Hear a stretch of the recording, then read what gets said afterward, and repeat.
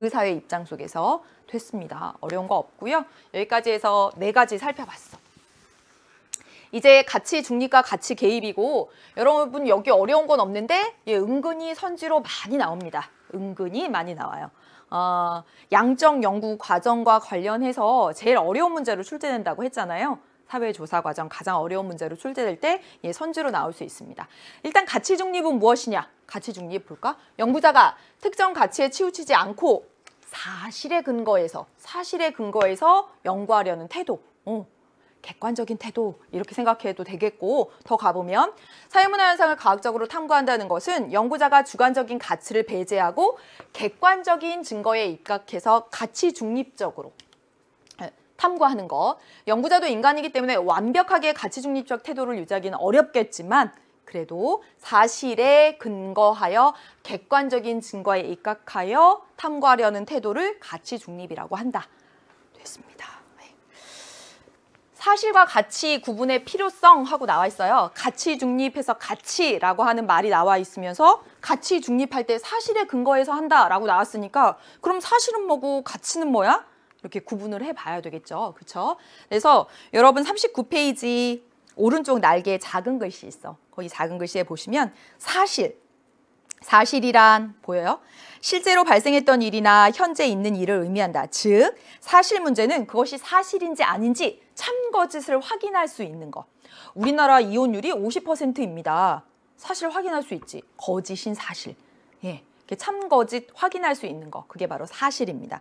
그 다음에 가치는요, 바람직하거나 의미가 있다고 생각되는 것으로 가치 있는 것인지 아닌지에 대한 판단은 사람마다 다를 수 있다. 예, 그래서 가치 문제는 사람마다 시대에 따라 다 달라질 수 있습니다. 그게 가치 문제예요. 그래서 과거에는 이혼하면 큰일 나는 줄 알았어요. 정말. 예, 큰일 나는 줄 알았는데 지금은 조금은 좀 달라졌죠? 그쵸? 그리고 외국 사람들은 참고 사는 거 없다고 하잖아. 그냥 서로 간에 사랑이 식으면 헤어지는 거지. 우리나라는 참고 산다 막 이런 말 하잖아요. 그만큼 이혼 문제에 대해서 사랑이 식었으면 헤어지는 거야 라고 생각하는 사회가 있고, 그게 가치 문제입니다. 그 이혼에 대해서 사람들이 어떤 것을 바람직하다고 생각하느냐, 이게 가치 문제가 되는 거죠. 그래서 사실과 가치는 서로 다른 특징을 갖고 있기 때문에 사회과학자는 연구를 할 때 그 2가지를 구분하여야 합니다. 사실과 가치를 구분하지 못할 경우에는 불필요한 논쟁 얘기할 수 있어요. 이 사람 이게 바람직해 라고 얘기하고 다른 사람 사실 문제 얘기하면 이 불필요한 논쟁들을 할 수 있고요. 그래서 사회문화 현상에서는 사실 문제와 가치 문제는 관련성을 가지고 있다. 즉 우리나라는 출산율이 낮다는 사실, 여기 앞에 사실이죠. 출산율이 낮다라고 하는 건 주어진 자료를 통해서 진짜인지 아닌지 파악할 수 있는 사실 문제야. 이에 대한 평가, 해결 방안은요, 무엇이 바람직하다라고 생각하는 가치 문제야. 이게 2개 연결되어 있다는 얘기입니다. 네. 가장 중요한 건 바로 이거죠. 과학적 탐구 과정에서 앞에서도 썼습니다. 과학적 탐구 과정, 탐구 절차에서 반드시 사실에 근거해서 객관적으로 가치 중립해야 되는 단계가 있고 연구자의 가치가 들어갈 수 있는 단계가 있다는 거죠. 그래서 여러분 여기 보시면 연구자의 의도가 반영될 수밖에 없는 단계. 그럼 여기 뭐겠어요? 가치 개입. 어디에서 그러냐면 과정으로서 여기 가치 개입할 수 있는 가치 개입이라고 여기 안 써 있군요. 여기다가 쓸게요. 연구자의 의도가 반영될 수밖에 없는, 가치 개입할 수밖에 없는 단계들입니다. 탐구 과정에서 어딜까? 그렇지, 주제 선정할 때. 주제 선정할 때 그렇죠? 다 관심 주제가 다르잖아요. 또 가설 설정할 때. 가설 설정할 때. EBS 강의를 들으면 학업 성취도가 높아질 것이다 라고 저는 가설을 세울 수도 있고, 또는 EBS 강의에 대해서 반대하는 입장을 가진 측면에서는 가설을 달리 세울 수도 있는 거예요. 그렇죠? 가설 설정할 때. 그리고 연구 설계할 때. 연구 설계. 연구 계획 짜는 거지. 그래서 연구 설계할 때 나는 실험법으로 하고 싶어. 저 사람은 질문지법으로 할 수도 있어요. 네, 그런 식으로 연구 설계할 때, 개념의 조작적 정의할 때, 이럴 때는 연구자의 가치가 들어갈 수 있습니다. 그에 비해서 연구자의 가치가 개입되면 연구하고자 하는 사회문화 현상이 지닌 의미가 왜곡될 수 있기 때문에 엄격하게 가치 중립해야 되는 단계가 있습니다. 언제? 그렇지, 자료 수집할 때. 자료 수집할 때, 또 자료 수집할 때, 또 자료를 분석할 때, 그리고 가설 검증할 때. 가설 검증에서 결론 도출까지 가는 거기에서는 절대로 가치를 넣어서는 안 돼요. 그래서 결론 도출까지 있네요. 결론 도출. 자료 수집 및 분석, 가설 검증 및 결론 도출.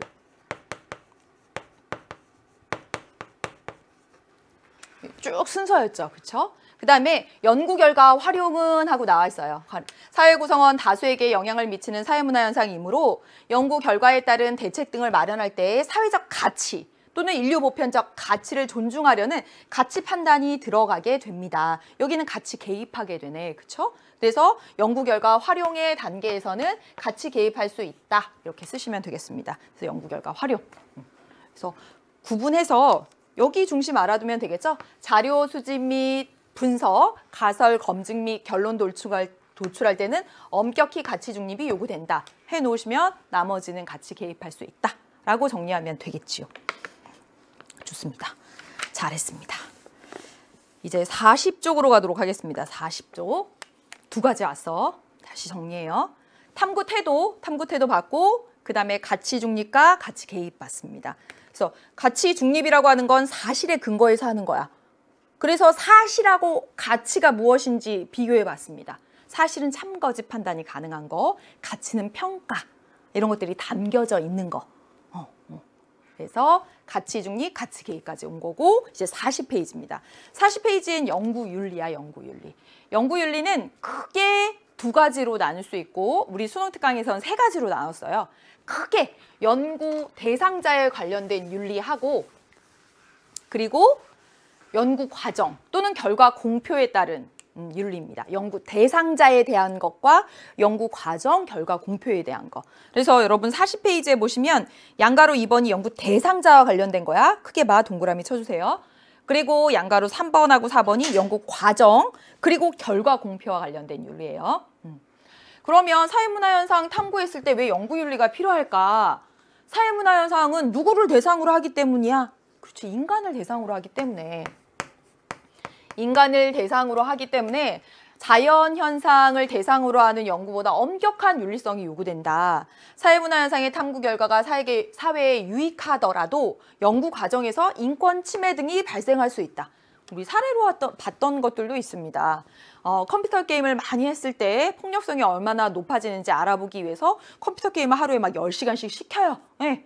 그런 연구를 한다고 해봐. 그러면 인권이 침해될 여지가 있죠. 그런 사례들은 정말 많았습니다. 뭐 교도소 실험이라든가 인간을 대상으로 하기 때문에 윤리 문제가 발생할 수 있다. 그래서 윤리, 연구윤리가 매우 중요하다라고 하는 것이고 연구 대상자와 관련된 윤리, 연구 대상자와 관련된 윤리. 여기 별표하겠습니다. 연구윤리하면 연구 대상자와 관련된 윤리가 많이 나왔었지.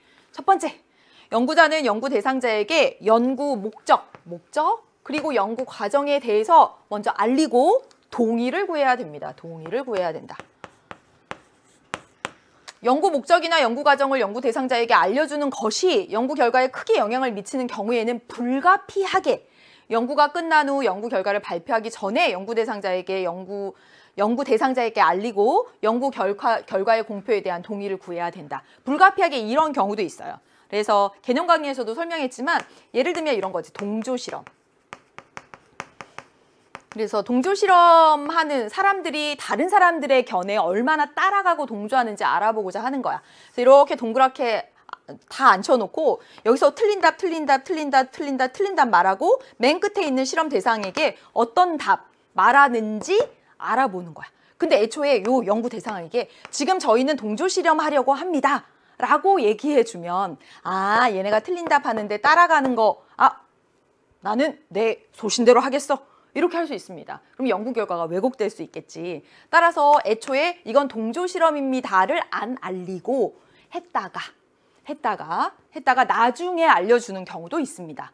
원칙은 연구 대상자에게 연구 목적이나 연구 과정 등에 사전에 동의를 해야 되지만 이처럼 알려주는 것이 연구 결과에 크게 영향을 미치는 경우는 불가피하게 공표 전에, 결과를 발표하기 전에 이런 경우도 있다라고 나와 있는 겁니다. 그다음에 연구자는 연구에 참여하는 것이 연구 대상자에게 어떠한 영향을 미치는지, 특히 예상되는 피해가 무엇인지 설명해 주어야 됩니다.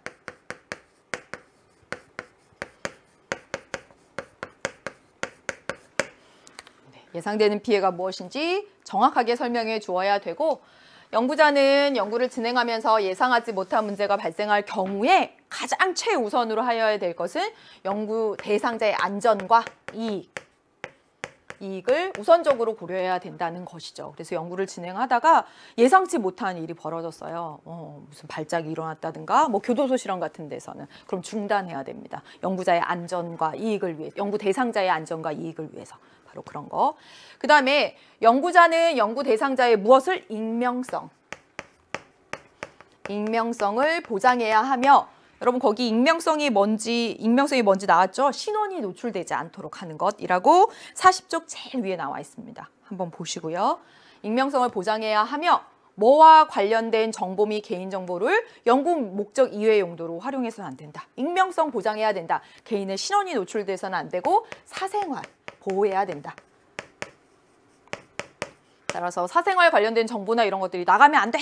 라고 하는 겁니다. 좋아요. 됐어요. 연구 대상자와 관련된 윤리 봤어. 40쪽에. 전체로 줄거리가 보이지. 그 다음에 연구 과정에서. 연구 과정 및 결과 공표 이렇게 하나로 묶어도 되고요. 과정 따로. 연구 과정에서는 어떤 방법으로? 정직한 방법으로 자료를 수집해야 됩니다. 자료 분석 과정에서 의도한 결론을 이끌어내기 위해서 조작하면 안 돼. 정직한 방법으로 해야 되는 거.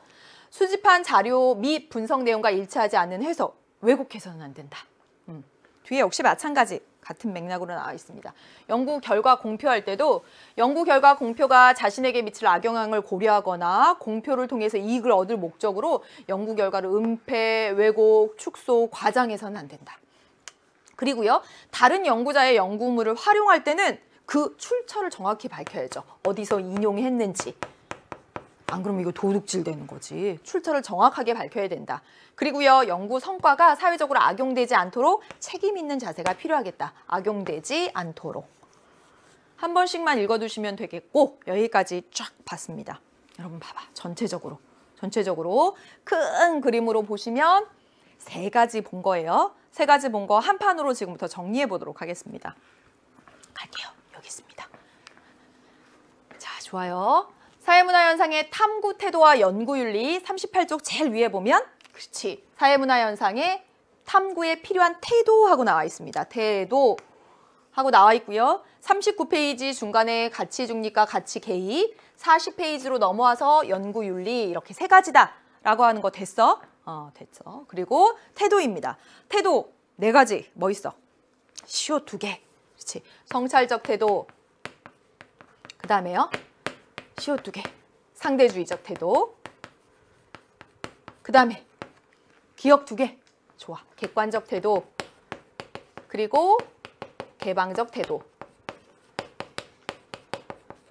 성찰적 태도는 현상의 겉만 보는 것이 아니라 현상의 이면을 적극적이고 능동적으로 바라보는 태도. 키워드입니다. 또 있어요. 반성적으로 살펴봐. 연구 과정 제대로 됐는지. 그래서 연구 과정을 되짚어 보는 거죠. 과정을 되짚어 보는 태도. 좋아. 2번째. 객관적 태도는 사실에 근거해서 이것만 쓸게요. 개방적 태도는 다양한 주장이 있을 수 있고 다양한 관점이 있을 수 있고 비판을 허용하는 태도. 이 정도 써놓을까요? 상대주의적 태도는 상대방의 입장에서, 그 사회의 맥락에서. 좋아. 그 다음에 가치 중립과 가치 개입 나와 있습니다. 여기서 하나, 가치가 나왔으니까 사실과 가치가 어떻게 달리는지. 사실과 가치. 사실은 참 거짓 판단이 가능한 거, 가치는 평가를 담고 있는 거. 좋아요. 그래서 탐구 과정에서 같이 개입할 수 있는 단계가 있고 반드시 같이 중립해야 되는 단계가 있습니다. 같이 중립해야 되는 단계 어디였지? 자료 수집 및 분석. 그리고요, 가설 검증 및 결론 도출. 빤듯하게 썼지? 그러면 그 밖에 나머지 과정은 같이 개입할 수 있습니다. 그래서 연구 주제 선정할 때 연구 주제,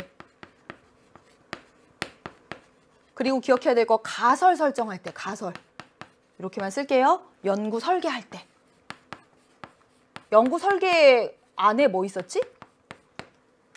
세부 실행 계획도 있고 개념의 조작적 정의도 있었어요. 그래서 개념의 조작적 정의, 개념의 조작적 정의, 개념 조작 정의 그냥 이렇게 쓸게요.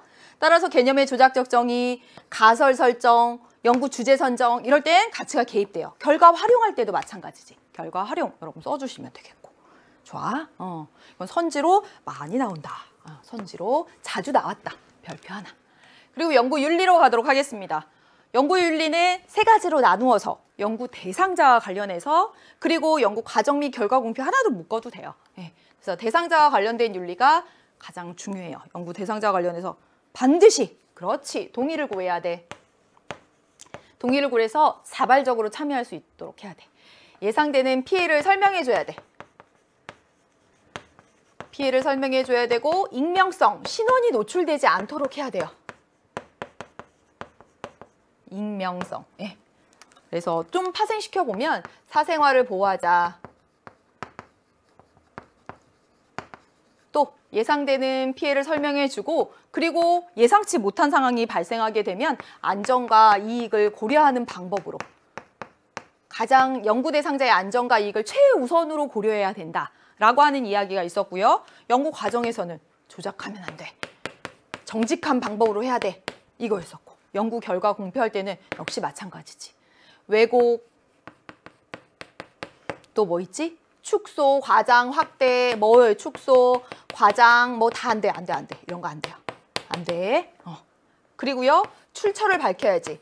출처를 밝히고 그리고 악용되지 않도록 책임 있는 자세를 가지자라고 했던 것까지 이렇게 해보았습니다.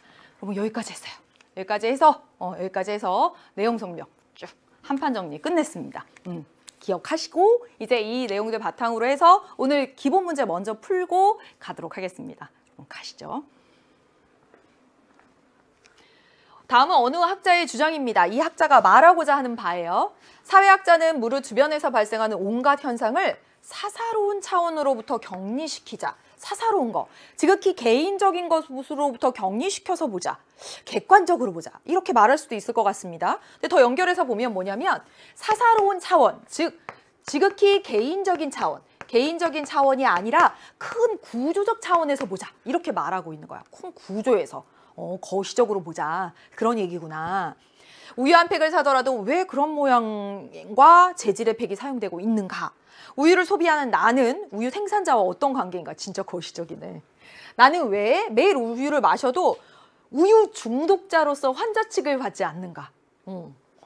우유를 많이 마시는 소비 패턴이 올바른 것인지에 대해서 상상하고 의심하는 것은 결국 우리 사회를 더 바람직한 방향으로 변화시키는 힘이다. 자, 뭐 얘기하고 있는 것 같아? 물론 사사로운 차원으로 하지 말자. 사사로운 감정을 넣지 말자. 확 연결시킬 수 있겠으나 전체적으로 보면 뭐냐면 큰 구조적인 관점에서 이렇게 의문을 가지고 보면 의심하고 의문을 가지고 보면 더 바람직한 방향으로 발전할 수 있다. 어떤 태도랑 연관이 돼? 그치, 성찰적인 태도지. 그냥 우리가 주변에서 발생하는 온갖 현상을 그냥 지나치는 것이 아니라 이렇게 상상하고 의심을 갖고 보면 의문을 가지고 보면 이라고 하는 것입니다. 그래서 뭐랑 연결시킬 수 있다? 그렇지, 성찰적인 태도랑 연결시킬 수 있는 것이죠. 사회과학에서 객관적인 진실은 발견할 수 없다. 객관적인 거 없어. 지금 그 얘기하고 있어? 아니지. 두 번째, 사회학자는 성찰적인 태도로 사회문화 현상을 관찰해야 된다. 어때? 그렇지, 2번이지. 그렇죠? 무릇 주변에서 발생하는 온갖 현상을 이렇게 상상하고 의심하면 발전을 가져온다라고 하는 거니까 2번이 정답입니다. 자료 수집 및 분석 과정에서는 엄격한 가치 중립적 태도가 필요하다. 맞는데 위에서 얘기하는 거 아니지. 그 다음에 객관적 연구에 의한 결론이라고 하더라도 반박될 수 있다는 점을 인정해야 된다. 객관적 연구에 의한 결론이라고 하더라도 반박될 수 있다. 얼마든지 반대 증거에 의해서 반박되고 바뀔 수 있다. 다양한 이론이 존재할 수 있다. 여러분 여기는 뭐로 연결시킬 수 있을까? 개방적 태도로 연결시킬 수 있겠죠. 그렇죠? 1번 문제 조금 여러분 어렵습니다. 마지막. 연구자의 입장이 아니라 연구 대상자가 속한 사회의 역사적 맥락 속에서 보자. 이건 뭐겠어? 그렇지. 상대주의적 태도, 상대주의적. 위에 안 나왔죠? 그쵸? 잘했습니다. 정답은 2번. 다음 2번 볼게요. 저 이거는 막 그림도 보여줬던 것 같아요. 개념 강의에서. 나왔어. 사회문화 현상 탐구와 관련해서 다음 글이 시사하는 바로 가장 적절한 것은 시신을 들판에 내다 놓아 새들이 쪼아먹게 하는 티베트의 조장. 보고 잔인하고 미개하다면서 비난하는 사람들이 있다면 그는 티베트의 자연환경과 불교적 세계관을 잘 모르고 있다. 그 사회 입장에서 보자는 거지. 벌써 나오지? 이거 정답 뭔지? 티베트는 히말라야 산지의 혹독한 추위와 험준한 지형 때문에 시신을 매장하기가 어려운 환경이고 또 티베트 사람들은 시신으로 배를 채운 새가 하늘을 높이 날면 죽은 사람의 영혼을 데려다 준다 이렇게 생각한다는 거예요. 불교적 세계관, 그 자연 환경과 관련지어서 그 사회 입장에서 보자라고 하는 것입니다. 돼요? 네. 그래서 1번. 각 사회가 지닌 배경이나 여건을 고려해야 된다. 정답은 1번. 그렇죠? 그 사회의 입장에서 라고 말하는 상대주의적 태도입니다. 잘했어요. 두 번째. 자연환경은 사회 구조의 형성에 영향을 미치지 못한다. 아니죠. 그 사회가 어떤 사회 구조 또는 경제 시스템 또는 정치 시스템 이런 것들을 갖느냐는 그 사회 자연 환경이나 역사적 배경 이런 것도 밀접하게 관련을 가지고 있습니다. 그러니까 근데 뭐 위의 내용이랑 관련이 없고요. 그다음에 인간의 존엄성을 훼손하지 않는 연구 주제 선택해야 돼. 그런 얘기 아니지? 그다음에 보편적 가치에 맞지 않는 풍습에 대해서는 허용적인 태도를 가져야 된다. 보편적 가치에 맞지 않는 풍습에 대해서? 말이 이것도 앞뒤 안 맞는 것 같아. 그렇죠? 그다음에 자기가 속한 사회와 문화에 대한 자부심을 바탕으로 연구해야 된다. 그럼 정답은 1번 바로 나오죠? 다음 문제 보도록 하겠습니다. 3번 문제예요. 그림에서 갑의 주장을 뒷받침하는 진술만을 보기에서 고른 것은 했습니다. 연구자는 자신의 연구 결과가 사회에 나쁜 영향을 주지 않도록 그렇죠. 책임지는 자세 어디서 했지? 연구 결과 공표하는 마지막 단계에서 연구자가 가져야 될 연구 윤리입니다. 그렇죠? 그렇죠? 여기 있습니다. 그건 객관적인 진실을 탐구하는 데 방해 요인이 될 뿐이야. 연구자가 그런 책임까지 질 필요 없어. 연구자는 그냥 객관적으로 진실을 탐구하면 되는 거지. 그게 어떻게 이용될지 또는 악용되지 않도록 책임감 갖는 것까지 해서는 안 돼. 라고 이야기하고 있는 겁니다. 되었어요. 해보겠습니다. 기억. 연구자의 의지에 따라 연구 결과 활용 방안이 달라질 수 있다라고 생각하는 건 누굴까? 그렇지, 누구예요? 갑의 주장에 딱 들어맞는 거지. 연구자는 자신의 연구 결과가 사회에 나쁜 영향을 주지 않도록 책임지는 자세. 즉, 연구자의 의지에 따라 연구 결과 활용 방향이 달라질 수도 있음을 연결할 수 있는 거지. 그렇죠? 그래서 악용될 수 있도록 놔두지 않고 책임지는 자세가 필요하겠다. 연결시킬 수 있겠고 갑의 주장을 뒷받침하는 거 찾아보는 거예요. 두 번째, 연구 결과를 악용할 사람을 예상하면서 연구자가 연구를 중단할 수는 없어. 누굴까? 그렇지, 이건 의리지.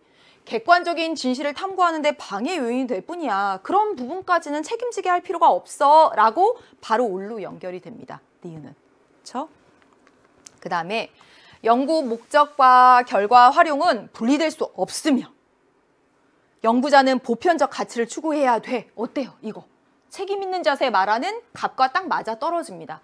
연구자는 결과 활용, 나쁜 쪽으로 활용되지 않도록 여기까지 책임 있는 자세를 취해야 돼. 연구 목적과 결과 활용이 분리될 수 없는 거야. 연결시킬 수 있겠지. 그치? 디귿은 바로 갑의 이야기. 그다음에 마지막 리을 볼게요.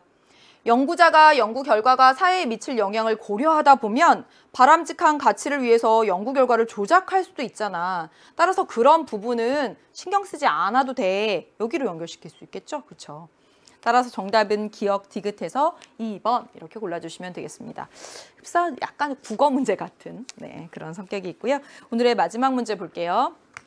이와 같은 패턴으로 많이 나오고 다음 사례에 대한 평가로 가장 적절한 것은 했고요. 문제 보면 뭔지 모르겠으면 제시문부터 먼저 보면 객관성이 결여되었다. 윤리적 문제가 발생한다. 막 이렇게 나와 있어요. 연구윤리와 관련된 것이구나 라고 보시면 되겠습니다. 볼까? 갑은 취업 면접할 때 외모가 미치는 영향을 알아보고자 한 거예요. 이를 위해서 일반적으로 미남이나 미녀로 평가받는 지원자와 그렇게 평가받지 못하는 지원자를 모집을 했어요. 그리고 이들에게 면접 현장을 몰래 녹화해달라는 지시사항을 따르게 했습니다. 몰래 녹화해와봐 했습니다. 이후 갑은 면접관들 중에서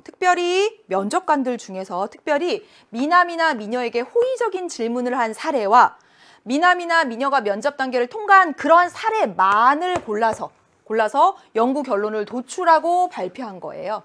그러면서 면접관의 자질에 문제가 있어 이렇게 했습니다.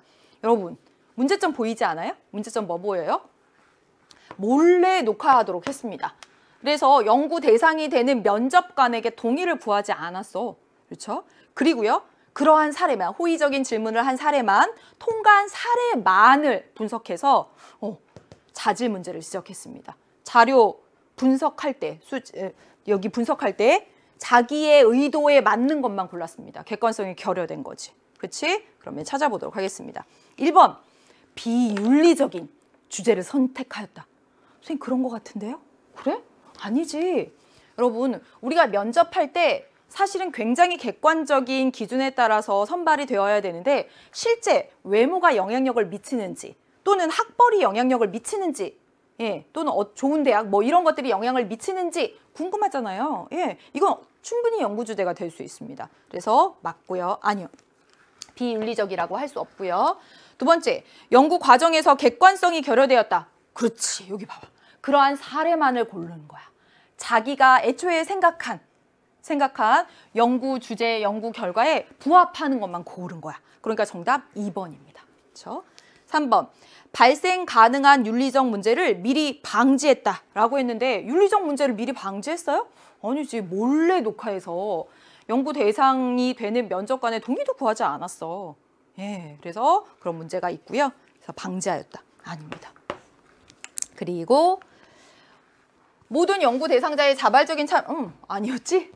몰래 해서 면접을 보는 면접관이라고 하는 연구 대상자의 동의를 구하지 않았습니다. 틀렸고요. 출처를 밝히지 않고 다른 사람의 연구 결과를 인용했다. 그건 여기서 찾을 수가 없죠. 그렇죠? 그래서 정답은 여러분 2번 이렇게 골라주시면 되겠고 이와 같은 문제 연구 윤리에서는 이와 같은 문제가 출제가 되고요. 실제 사례가 나와. 그러면 쭉 읽어보잖아요. 그럼 뭔가 이 부분 잘못됐는데 하고 뭔가 탁 걸리는 부분들이 있습니다. 그 부분들을 표시해 두고 선지를 한번 체크해 보세요. 여기까지 했고요. 오늘 1번 문제, 기본 문제 중에서 1번 문제 보면서 다시 한 번만 탐구 태도 이렇게 정리를 해보시고 그리고 4번 문제 아주 좋은 문제였습니다. 오늘도 너무너무 고생 많이 하셨고요. 이제 문제 쭉 남겨두고 있습니다. 복습하시고 예습 다 해가지고 오시길 바라겠습니다. 오늘의 개념 이슈까지 잘 해주시길 바라겠습니다. 개념 이슈 나와라.